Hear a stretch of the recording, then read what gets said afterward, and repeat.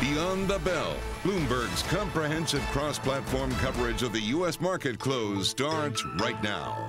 And right now, we are 2 minutes away from the end of the trading day. Romaine Bostick here alongside Kailey Leinz and Taylor Riggs, counting you down to the closing bell. And here to help take us beyond the bell, Carol Massar and Tim Stenovec, bringing together our Bloomberg Television, radio, and YouTube audiences worldwide to parse through the crucial moments of the trading day. And Carol, we open higher. This was a market that spent a good portion of the day higher, then spent a good portion of the day lower, getting a little bit of a bid as we get closer to the bell. Yeah, absolutely. I think all the Fed speakers and the Fed Beige Book coming out and talking about economic momentum, keep in mind that those Beige Book minutes will be used for the next Fed meeting. So it's important to kind of understand what's going on. But you also have Fed speakers coming out, Tim, increasingly saying we've got to start thinking about the timeline for when we start tapering. I feel like that's picking up momentum. Yeah, it certainly is. And look, markets, the S&P 500 equity market certainly took a tick lower after those Beige Book comments from the Federal Reserve, touched its lowest volume of the day just after 2 p.m. following those headlines. Trading volume today below average. I said it yesterday. I'll say it again. It's feeling like investors are waiting for that jobs report on Friday to see those May jobs numbers. But here's something that's interesting. AMC, Taylor, we're going to talk about it a ton. Right now, it is higher by more than 100%, not succeeding in pulling the Russell 2000 significantly higher than the other equity indices. How does that happen? You know, if you take a look at the Russell 2000 with at least $5 billion in equities, AMC and GameStop are still in the top 5 in terms of the most shorted stocks by percent equity float. So we'll dig into the numbers as you take a look at more calls than puts, Kailey's, but certainly some open interest. Dare I say it, calmness within the bond market? Am I allowed to discuss bonds? All calmness right, well, everywhere. Let's discuss bonds. Just hold your horses here. Let's discuss stocks for a second. Getting the closing bells here in New York. This is the close of equities here. We'll get to the close of the bond market. It looks like it's going to be an up day. It looked a few minutes ago like it was going to be a down day. 42.08 on the S&P 500. That's up about 0.1%. Similar story for the NASDAQ, up about 0.1%, and the Dow Jones Industrial Average up about 0.1%, 34,600. The Russell 2000 also finishing the day. Stop me if you heard this before, up about 0.1%. Yeah, no, don't stop. I love watching those small caps and mid caps. It's an interesting moment, guys, and I think as we wait for the next earnings round, when we wait for the next jobs report, this is a market right now that is very much driven by whatever data points or what Fed officials say, and we continue to see kind of the volatility, Taylor, as a result. And you take a look at where we are on a sector level. For our radio audience, this has been a theme that we've been covering for a while here, where it's energy on the top, up 1.75%, but it's also technology. So it's a classic risk on trade, and then hints of defensiveness with some of the big tech stocks, semiconductor equipment, as we continue to talk about shortages, like Elon Musk saying everyone's hoarding chips, not nice. But of course, down on the bottom, it's a similar story. You've media stocks off about 1%, but durables as well. So you're also getting a hint of that defensiveness leading to the bottom as well, Carol. Wait, I thought you were going to talk about Elon Musk and talking about Baby Shark, because I've been just going there all day. We'll get to that in a moment. Let's talk about some of the gainers. AMC, we've got to talk about it. Tim mentioned it. We're going to talk about it more. Up 105%, and that's not even the high point of the day. Up 126% at the high. And I love the reward to its kind of small investor crowd saying, listen, we're going to give you free popcorn, some screenings. So that's what's going on. Etsy was another big gainer in today's session, up about 7%. They actually did a deal today. They bought the secondhand fashion app Depop for $1.63 billion, really trying to expand their customer base and tap a younger audience. Energy, Taylor, you mentioned that. Schlumberger up almost 8%.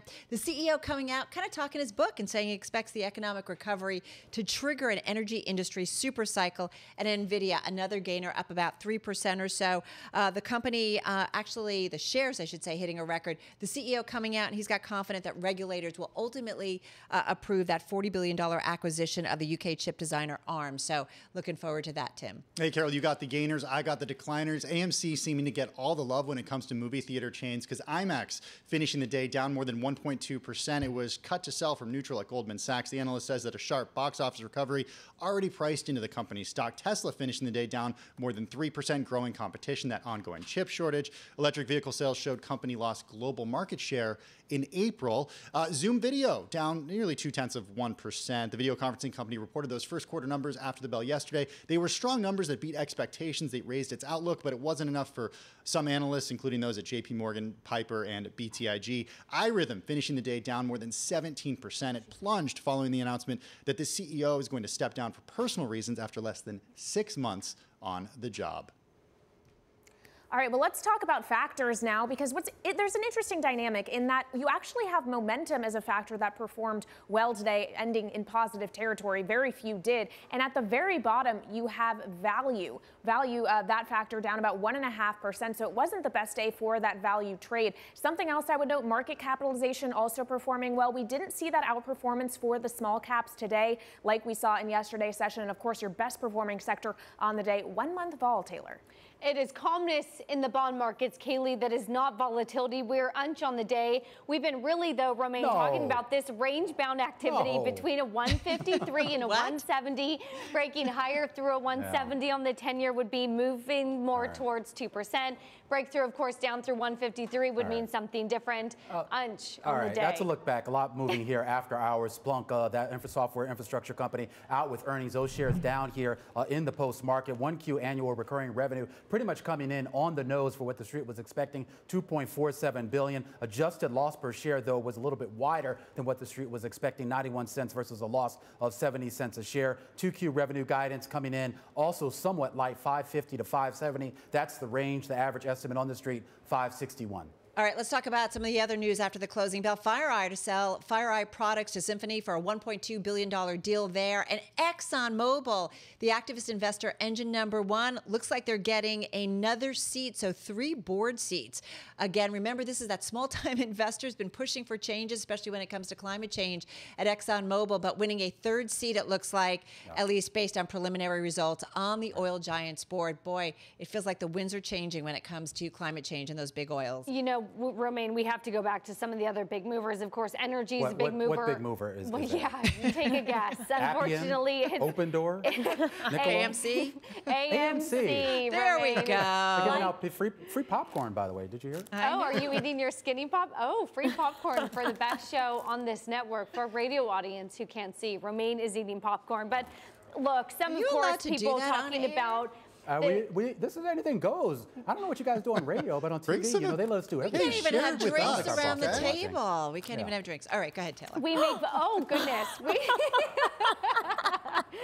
We make, for our radio audience, Romaine has now poured popcorn on his head. Thank you for saving us as we take a look at a terminal chart Who's gonna here. Clean this up? Can I just say, Baby Shark is going to have nothing on Romaine. There is your viral video tomorrow. You know, Kailey, was interesting, though, just the notes that we've been reading about CFA level 4 is just going to be ignoring all the fundamentals and going right into some of these meme stock trading. You do wonder, though, with that share sale, the company trying to do the right thing by shoring up their financials, paying off some debt. And Mudrick Capital just enabling that. The question is, of course, what's going on with options activity as well. Just kind of, it's just a loop. It's just feeding into this frenzy. But as you get, you know, retail traders pouring into those bullish options, and Romaine throwing popcorn at Taylor here on set, I'm trying to keep my focus, Tim. This is really important.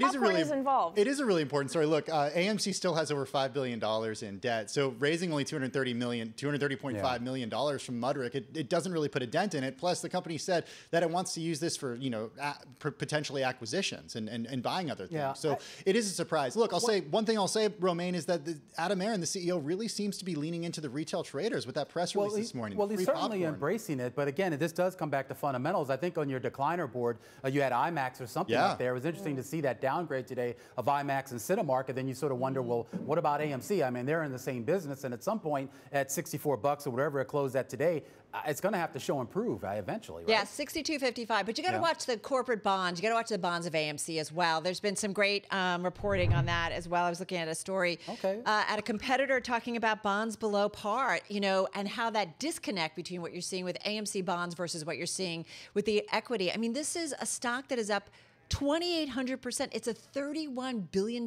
market cap company. Did you make anything else, Carol, of the fact that you saw a lot of the other meme stocks rallying today, too? I mean, you know, not only the GameStops and the Beyond Meats, but Upstarts, Churchill Capitals, like all these sort of retail favorites. Right. And you sort of wonder why all of a sudden are they sort of back out in force? Yeah, I don't know.